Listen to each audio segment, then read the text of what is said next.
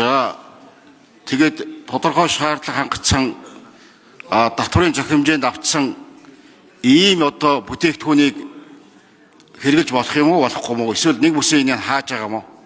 Зорилго нь одоо яг ямар байгаа?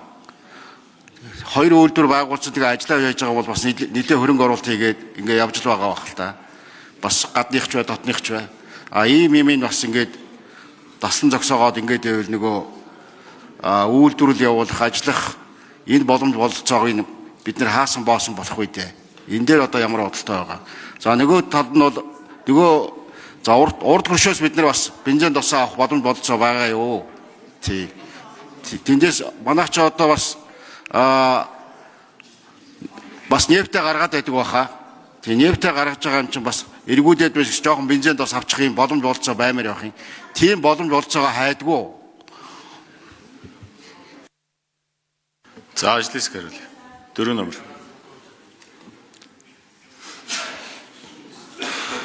За дайвар бүтээгдэхүүнийг олон улсын стандарт шаардлагатсан технологиор боловсруулаад бүтээгдэхүүн гаргаад худалдаж борлуулахад бидний зүгээс ямар нэгэн хориг байхгүй.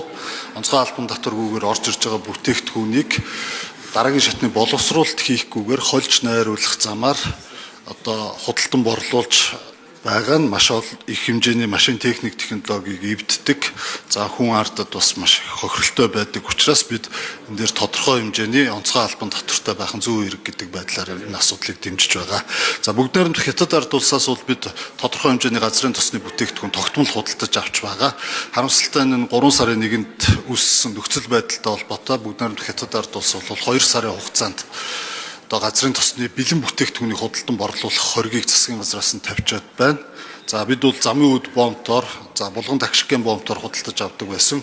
За сүүлд шивээ өргөн бомт дээр бид хүлээн авах, шилжүүлэн ачих байгуул. За бүрдөрж гүшүүн нэмж хариулах. Бүрдөрж гүшүүн. За би бүтэн хариулж идэхөө энэ бас хууль санаас гिचхавд 3 минутаар. Тэгэхээр Гамбат гүшүүнэ энэ бүтээгдэхүүнүүдийн чи ихэнх нь энэ одоо жишээ нь чойрын ч юм уу эсвэл одоо энэ Улаанбаатар хотыг тойрсон томоохон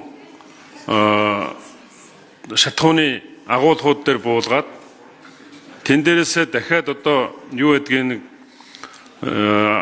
тэр савн 100% байлаа гэхэд нэг 25%-аас оригинал дизелийнх нь 25% соруулж авчаад үлдсэн 25%-д нь энэ холцыг дээрээс нь холиод доор нэг сенс байж идэв. Тэр сенсээр эргүүлээд холиод байж идэг байхгүй да. Энэ чинь стандарт биш.